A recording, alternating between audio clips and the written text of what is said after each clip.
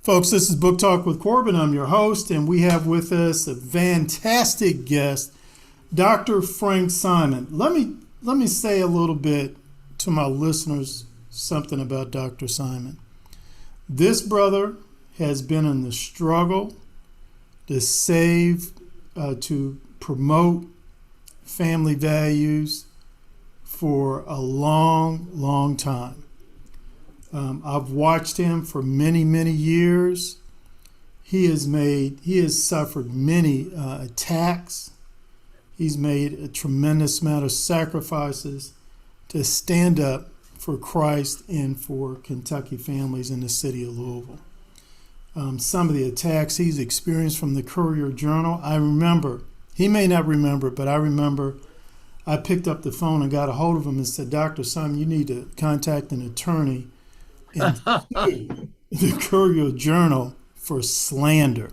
Folks, I'm not talking about political difference, ideological differences. I mean, that's the way it is and that's the way it should be. No, the Courier-Journal was engaged in slander, period. And I've gone on record in saying that, and I've been wanting to go on record in saying that for a long time. Dr. Simon, thank you so much for taking some time out of your busy schedule to talk to my listeners and supporters. And I just want people to know that we're going to talk to Dr. Simon today about the American Family Association of Kentucky. He is the director of the American Family Association of Kentucky.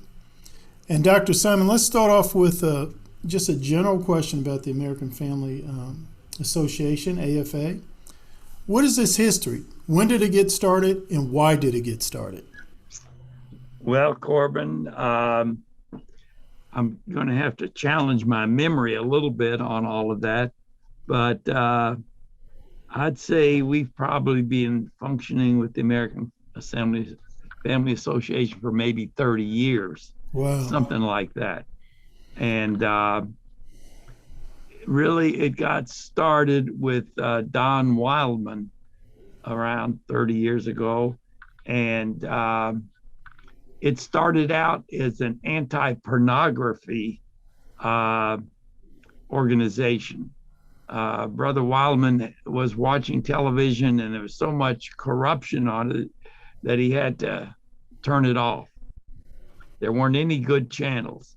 So at that point, he started the American Family Association. And if there were real corrupt programming on the television, he would notice who the sponsors were, and he would boycott the sponsors. And he had, thousands and thousands of people that he recruited to help him boycott. I remember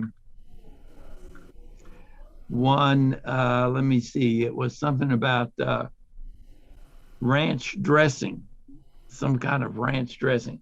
Well, it went on, and he kind of had an influence by boycotting the sponsors of evil programs, pornographic programs.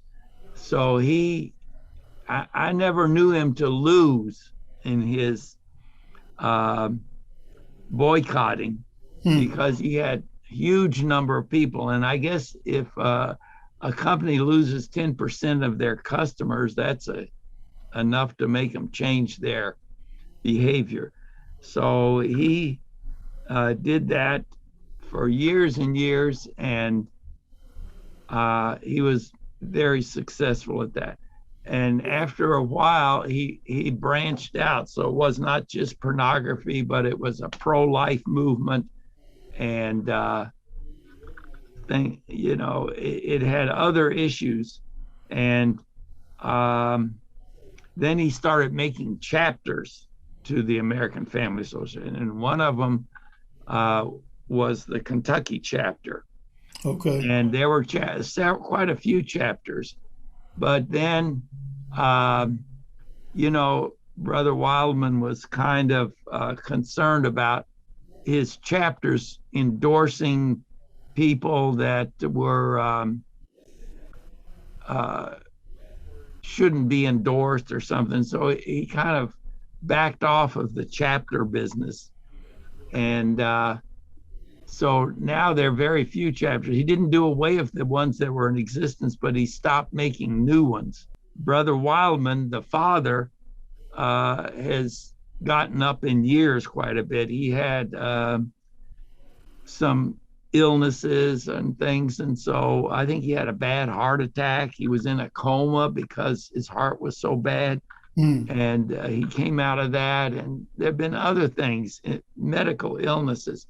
So now his son, Tim Wildman, is the director of the national organization, and he does a lot of good things too. Now, the other thing that Brother Wildman did, he got these small radio stations that was in a suitcase. And he would start these radio stations that would have, I don't know, 5-mile radius or something. They were fairly small. And he would get this suitcase, put it in somebody's barn, work with people.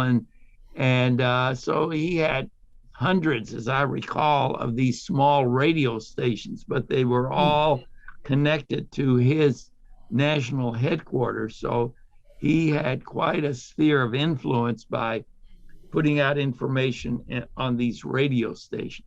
And the other thing he did, he got a big email following. So he had maybe 1 million emails of people that would work with him on these moral issues. And that was another big aspect of it. So that's kind of the way the whole thing got started and how it evolved into what it is today. Right. Now, how would you summarize the American Family Association's Kentucky chapter's mission statement? What is its mission statement? Well, I think it's faith, family, and freedom. We believe in the faith is a Christian. It's a Christian organization. Mm-hmm. We believe the faith is important, and of course, family and freedom. So one of the major attacks on the family is the public schools today. And so right now, one of our objectives is to allow children and parents to have some alternative or Christian type schooling so that they can have, be able to pray, be able to recite the 10 Commandments, believe in creation science, all of these important things that we feel are important for America and the nation to make the nation strong. And it's interesting you bring that up because I keep in close contact with an organization called No Left Turn in Education. Oh yeah. And they keep exposing more and more how the teachers union is opposed to parents knowing what's being taught in the classroom. Yeah. They do not respect at all parental authority when it comes to the educating of their own child's education. Right. Could you talk about that a little bit? Well, absolutely. Now, there's an alternative to the KEA, Kentucky Educational Association, the Kentucky Teachers Union, and it's called CAPE, K-A-P-E, and Kentucky Association of Teachers. Anyway, it's an alternative to the KEA, and you can the KEA costs a lot of money, several $1,000s a year, as I recall. And CAPE is a lot less. And you get the same benefits. The teachers get the same benefits with CAPE that they would get with the KEA, but that's a lot less money, but they get the insurance and all the benefits. But the money that a teacher gives to CAPE does not go to put radical left-wing politicians into office like the KEA does. Right. And so that is a good organization to try to fight back against the anti-God thinking in the KEA, Kentucky Education Association. Now you brought up how education is Yeah. You think it's an important issue. Is there another important issue you think that's facing Louisville and the people of Louisville? Well, of course, some people are against the police and law and order. And I don't know, when it used to be you go downtown and all the windows are boarded up down there. Mm-hmm. And people were breaking out the windows and the some of the churches and some of the businesses. And so it kind of closed up the businesses in Louisville because there were all these people going through the streets throwing rocks through the windows. And Yes. so they boarded up all the windows, and they were trying to defund the police. So that was another problem. They were against law and order. They wanted to just take over the police department and get rid of the police, Yes. which of course is a very bad thing.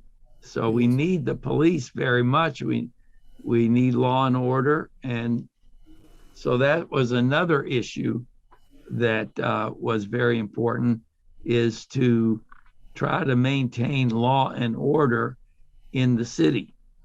I sometimes get the impression that leftists, these socialists, these cultural Marxists, they want social disorder so that they can utilize that to take control.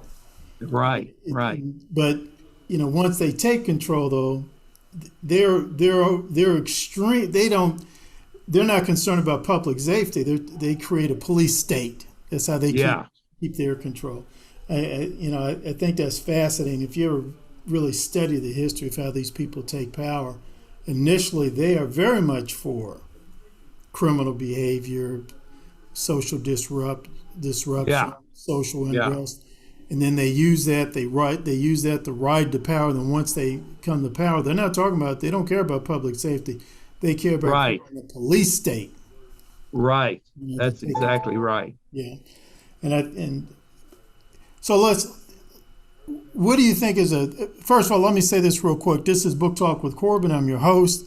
Go to my website, booktalkwithcorbin.com. See some of my other great interviews. I have some fantastic interviews with Star Parker and David Horowitz. Oh, yeah. And today we're talking to Dr. Frank Simon, one of the legends of Louisville. Absolutely amazing person.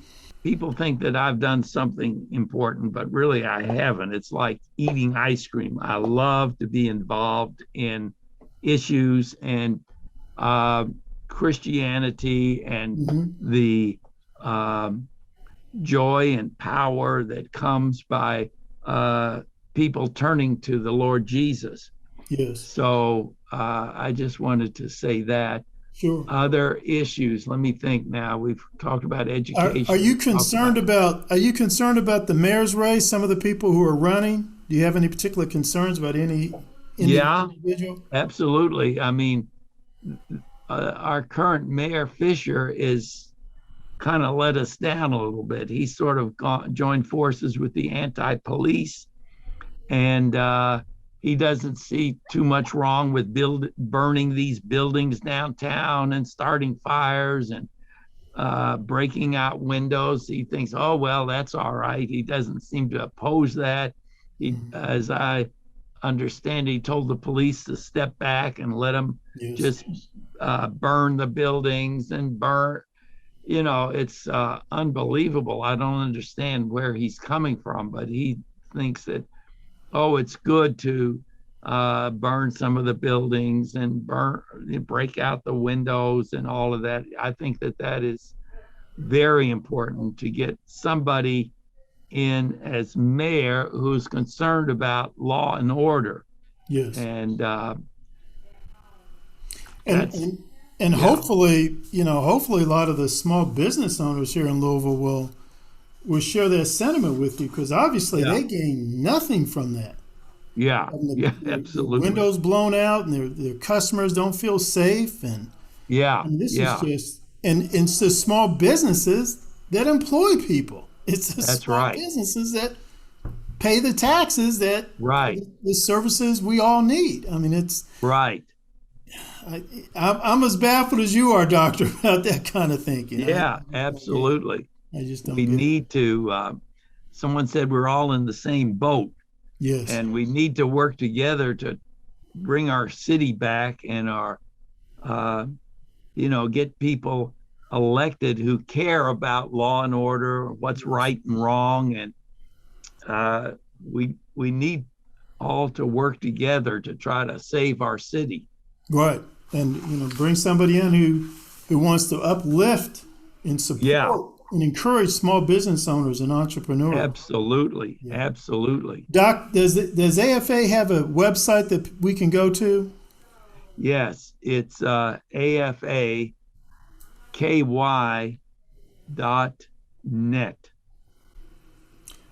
AFAKY.net. Yeah, Okay, great. And that, obviously, people can go there, learn more about the AFA, yes, the issues, and if you're yeah, doing forums and things like that, and join your right. email list. Yeah. Okay. Well, uh,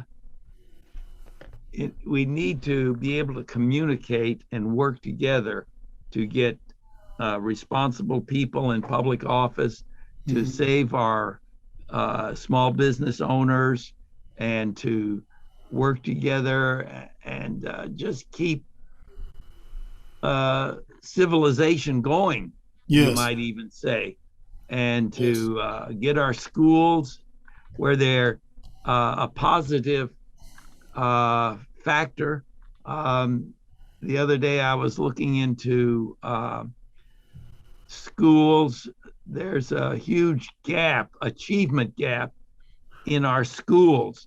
The teachers union will not put um, good teachers into the West End schools, and Yes. they're not learning. And you know, we need good teachers, and we need uh, choice in education where people can go to a good school. They're not forced to go to a failing school like they are now. Yes. And we need that very badly. Yes. Yes. Okay. Well, we need to conclude the interview here, Dr. Simon. Again, thank you for your time, and more important, thank you for your service. This is Book Talk with Corbin. Check out my website, booktalkwithcorbin.com. Hopefully, Doctor, we'll be able to do another interview with you. Okay, Corbin, thank you very much.